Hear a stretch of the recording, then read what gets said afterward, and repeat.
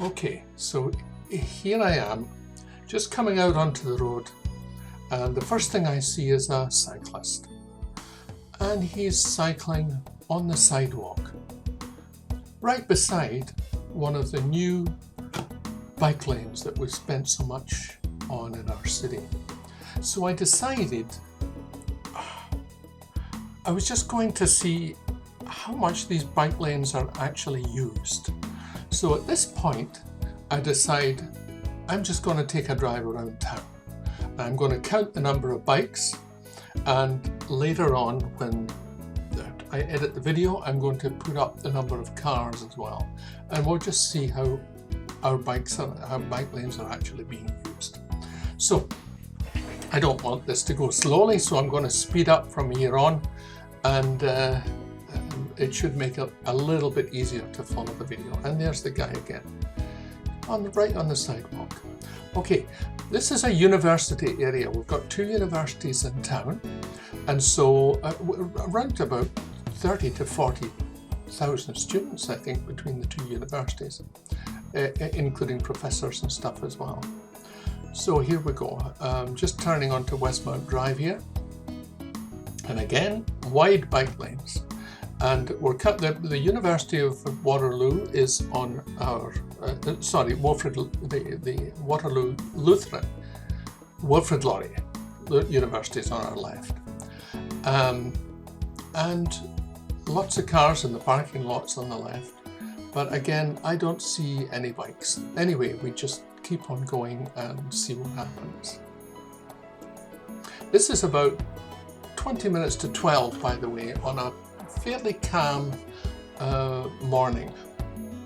And there's our first bike, right there on the right. We'll just see what happens here. And he's cycling across the crosswalk, which of course is completely illegal. When you go across a crosswalk with a bike, you're supposed to dismount because it's a pedestrian crossing, not a bike crossing. And this guy just goes straight off the crossing onto the sidewalk. Again, doesn't even use the bike lanes, which are clearly marked here. So we keep on going. This is the university again on our left. And here's another bike right here at the lights, and he's on the bike lane. Good for him. Okay, so we've 3 bikes, and so far one is in the bike lane. So we keep on following University Avenue. We're getting into a really busy area here. We should have tons and tons of cyclists. This isn't a particularly cold day. I mean, this is Canada, and it is November, but the temperature today is about 9-10 degrees. I mean, it's cold, but not freezing. So I go along Allen Street here again, no more cyclists, and I stop and cut because from here until we turn round again on King Street, there are no bike lanes. So I didn't want to count bikes or cars when there were no bike lanes around. So here we are on King Street, just coming up to the bike lanes again. And there's a just over the road there. And we'll see where he was crossing once we get up to it here.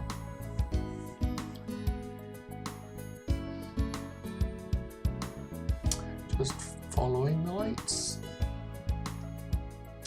Okay, now this is where he was cycling, and he was actually cycling here on the railway track.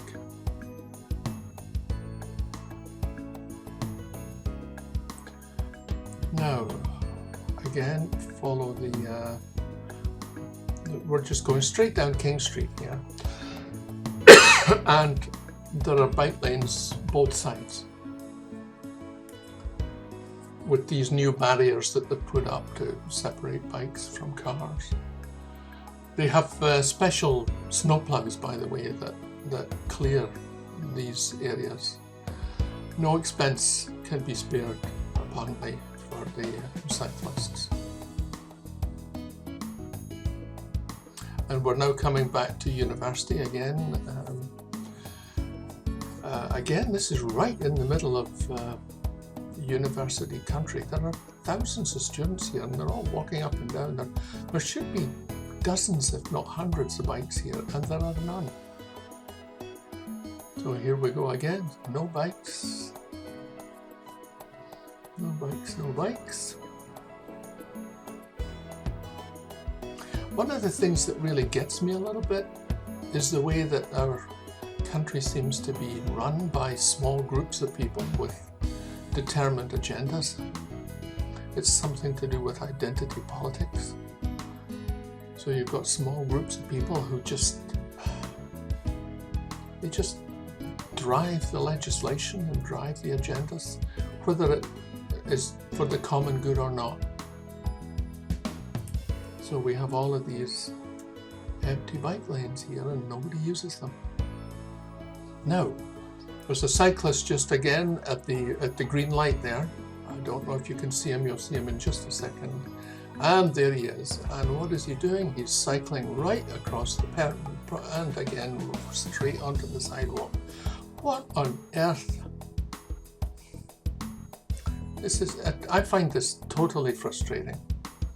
And again, back to the, I just go back to the end of Westmount here. But I don't know. Cars are paying for all of this, cyclists are paying nothing, and yet 25% of the road is being taken away for cyclists. Anyway, that's the end of my video.